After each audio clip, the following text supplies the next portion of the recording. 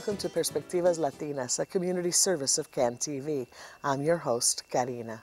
Joining me today is Ricardo Lopez from the Chicago Metropolitan Agency for Planning, better known as CMAP, to talk about Go to 2040. Welcome, and welcome to you. It's great to see you. Thank you, Karina. Thank you for having me here today. It's a pleasure. Let's talk a little bit about Go to 2040. We're all hoping to get there. Sure. Tell us a little bit about what is that?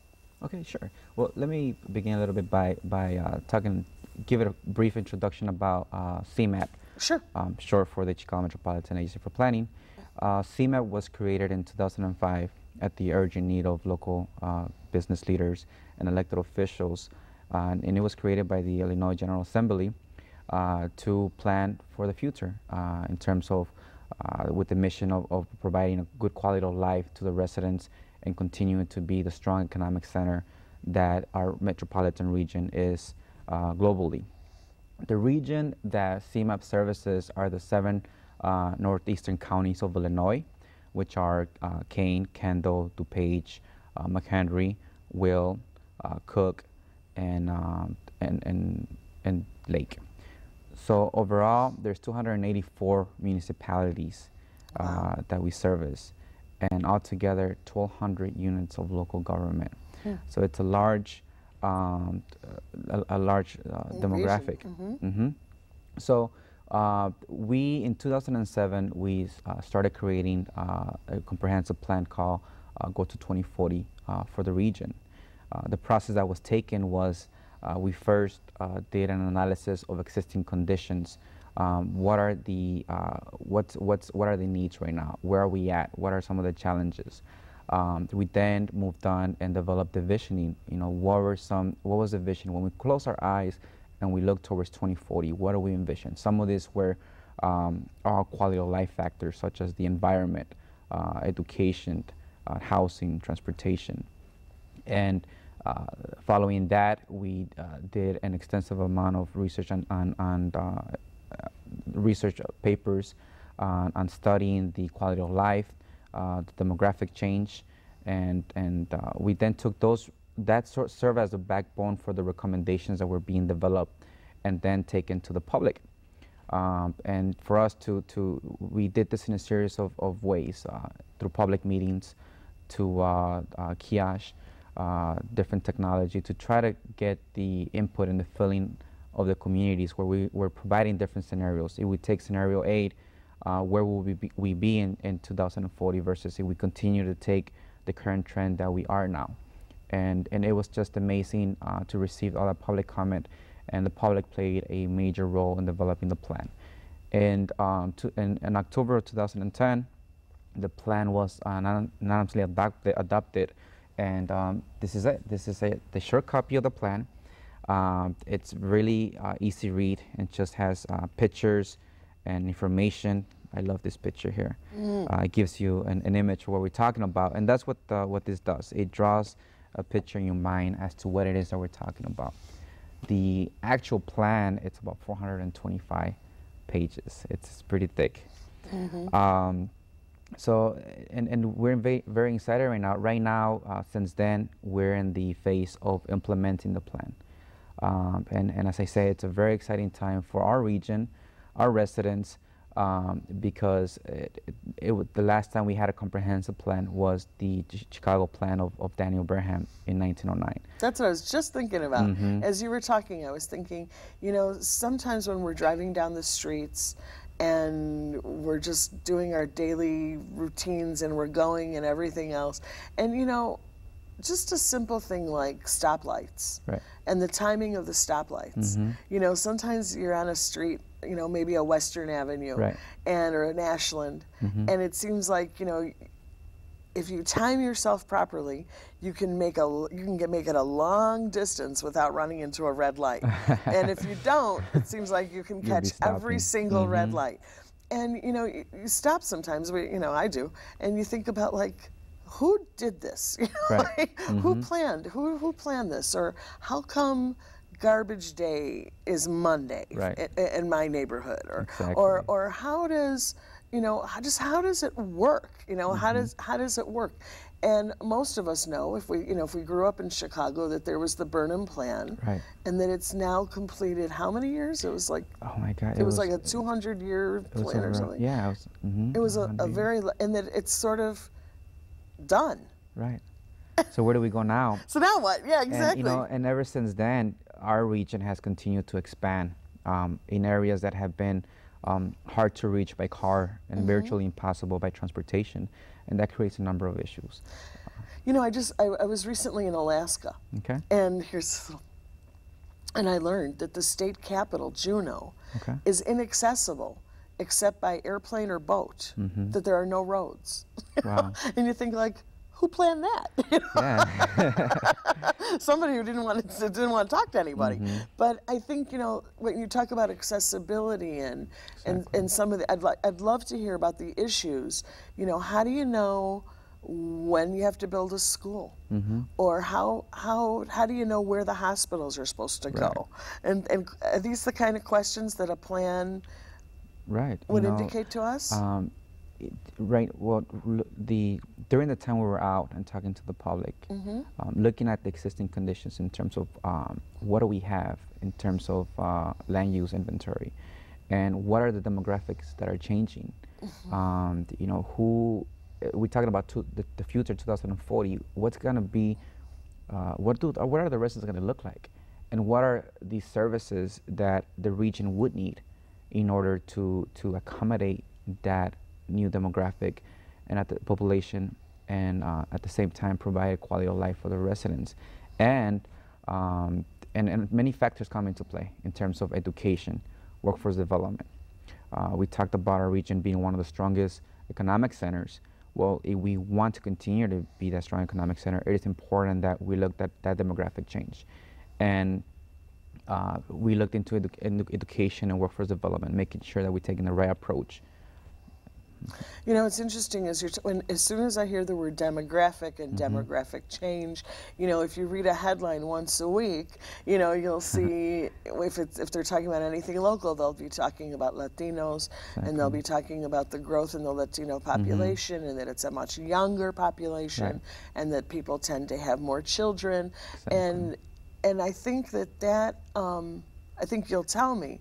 But I'm interested to know how that impacts things like schools, parks, how big a house, I don't know, what? Right.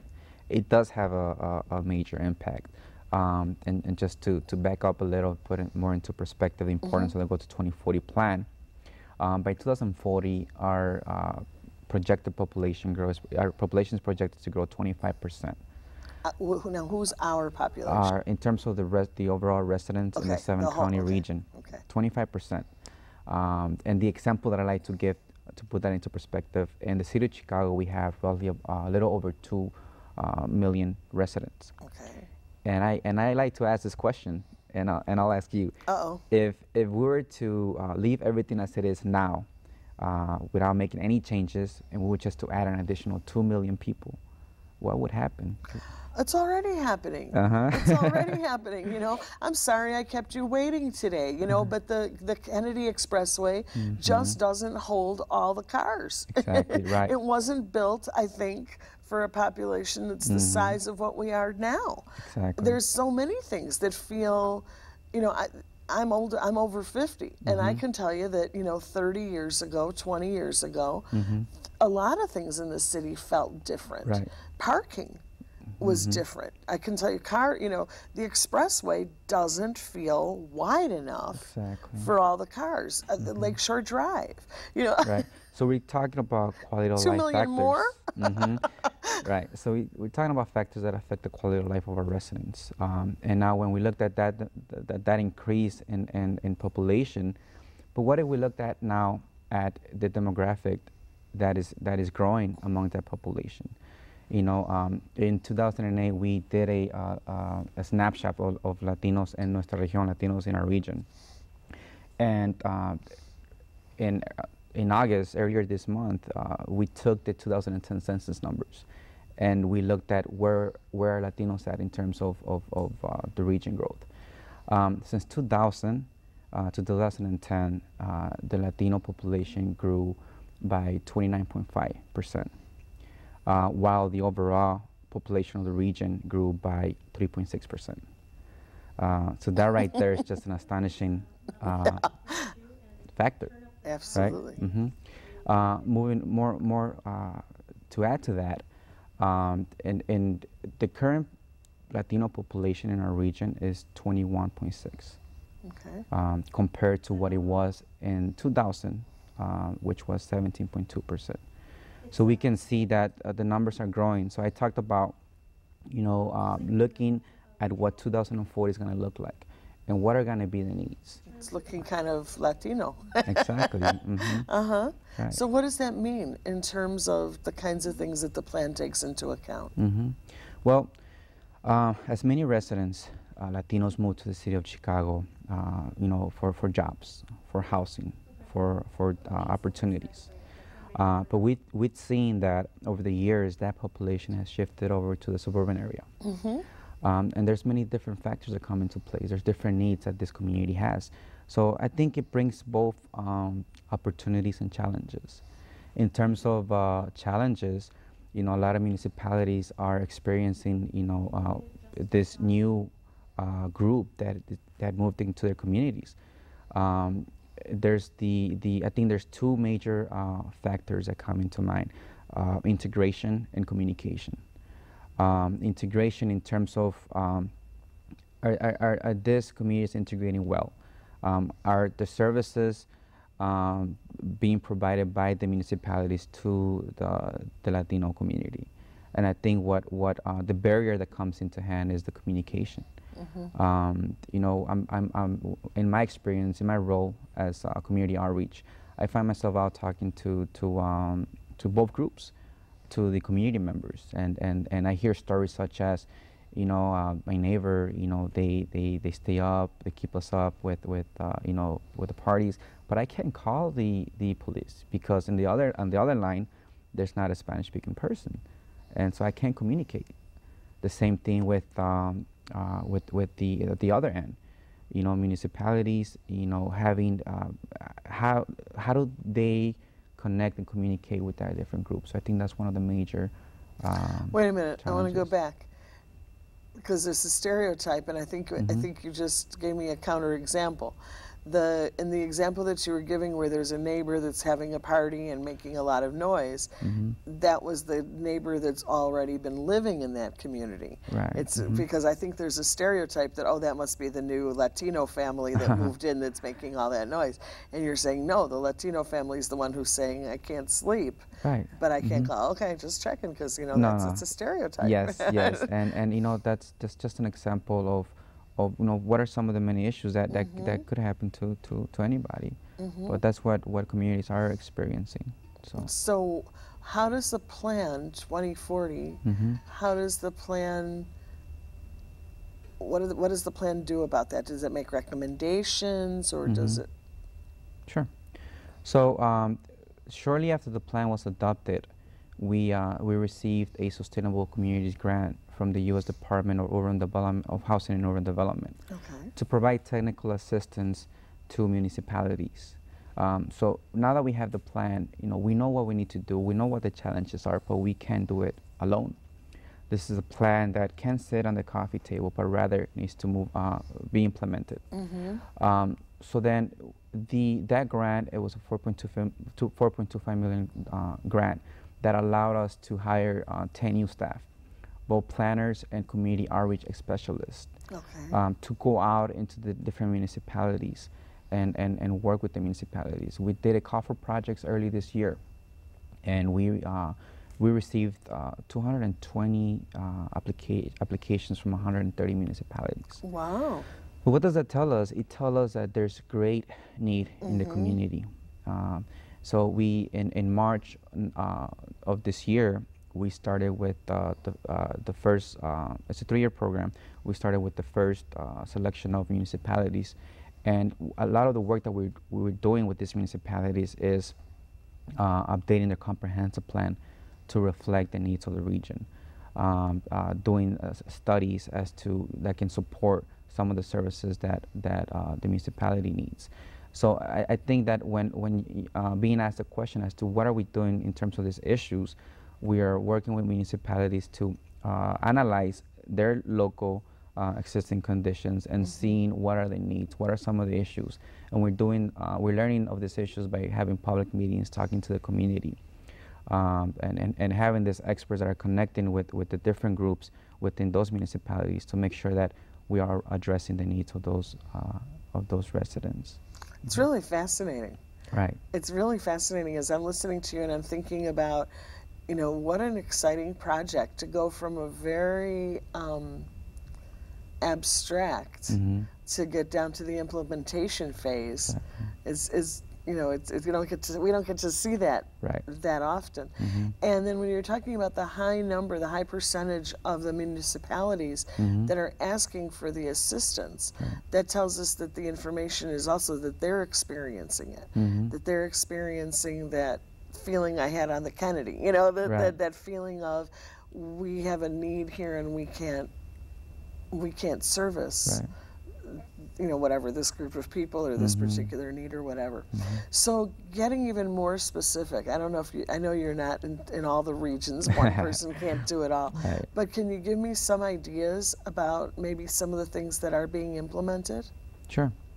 Well, for instance, in the city of Berwyn, looking at the new census report, we found that there are different municipalities that hold a population of 50 to 87% that are Latinos. Those municipalities are Waukegan, Aurora, and Berwyn and Cicero.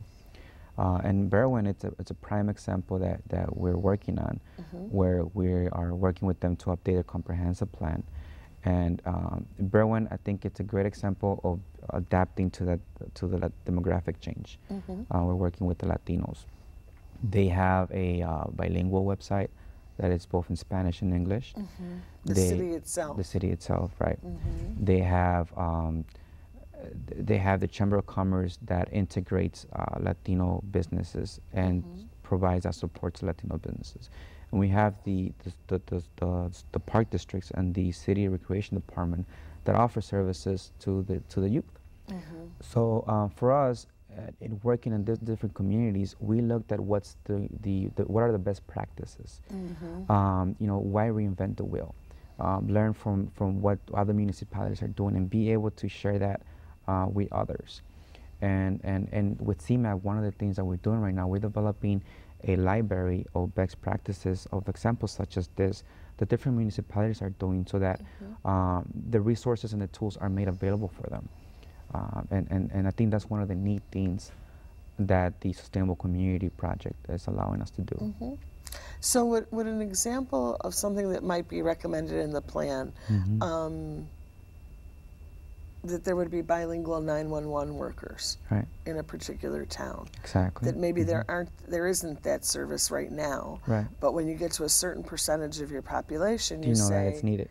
you better have some bilingual workers. Or maybe in the school system, let's go the other way. I don't know that it's happening, but there might be a school system that at one time had a lot of Latino students, and maybe there aren't that many anymore. Maybe the people are migrating away from that particular area, and then you evaluate, do we still need a bilingual program at this particular school, or can those individual students get service someplace else? No. That's one of the major challenges that that municipalities are facing in terms of the school districts.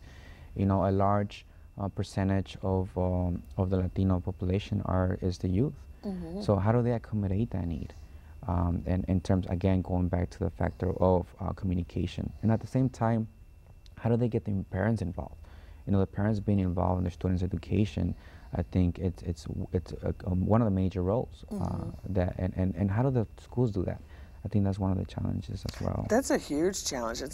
I hear that every school I go to. And you know, it's really, I've been working in the Latino community now for 15 years, and I've been on the radio, and I have a lot of contact.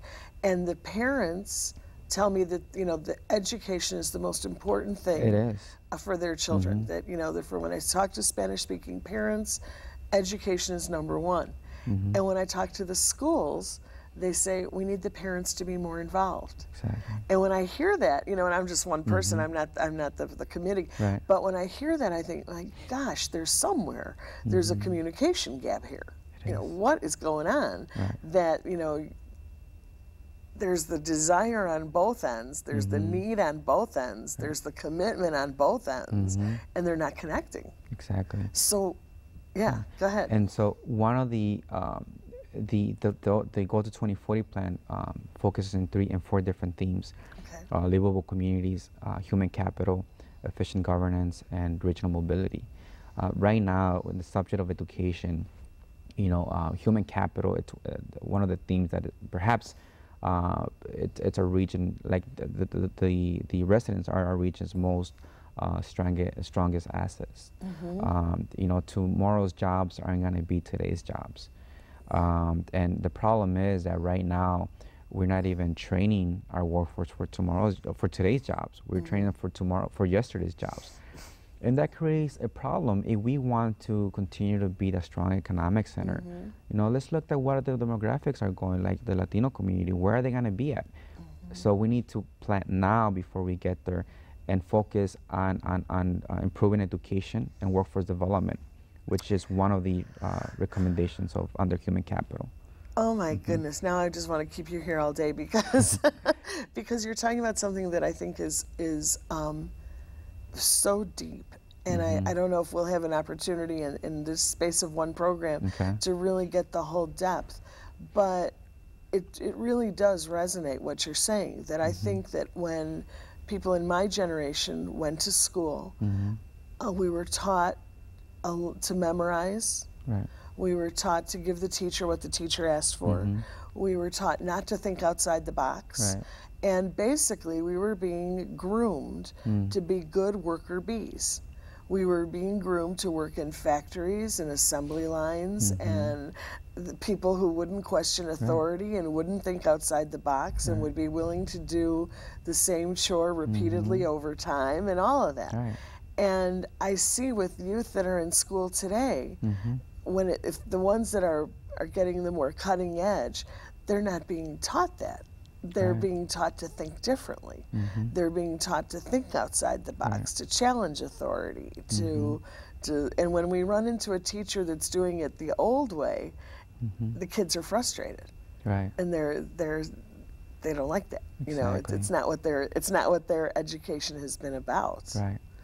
It's very interesting. Yeah, and when studying the industry clusters that are projected to growth, we're seeing that there's an increase in service careers, but at the same time, the manufacturing is not. People might think that it's going out the window, but it's not. What it means is that there's different products that are being developed that will require a different skill set. And that's what the plan Go to 2040 recommends, that we ought to be working with the educational institutions and the workforce development centers so that we can have a dialogue and see, what are the needs in the field right now? What's going to be what are you projecting your new products will be, so that the education institutions are accommodating that and including that in their courses. And I think that being the Latino community, it's growing. It's a very important issue. No question. So where can your regular average Joe get a copy of at least this summary of the report? That's a great question. Finally, huh? No. But I like that question because the Go to 2040 plan is fully translated in Spanish. All right. And it's available on our website. If you go to our website, which is www.cmap.illinois.gov, you can click on Vamos al Año 2020, and you would have a full copy of what we're talking about in Spanish. In Spanish. And what about getting it in English? It's also available in English, and we have hard copies that if you can call our office, you will be able to request one. Absolutely. So it's CMAP. CMAP.illinois.gov. Excellent. It's been so exciting talking to you, really. Likewise, think about the future. Karina. Thank you so much for informing us and bringing all the information. I'd like to thank my guest, Ricardo, for joining us. Perspectivas Latinas is a community service of CAN TV. If your not-for-profit organization would like to use CAN TV services, please call us at 312-738-1400 and ask for nonprofit services. Tune into Perspectivas Latinas for local issues and concerns every Thursday at 8:30 p.m. here on CAN TV 21. I'm Karina. Thank you for joining us.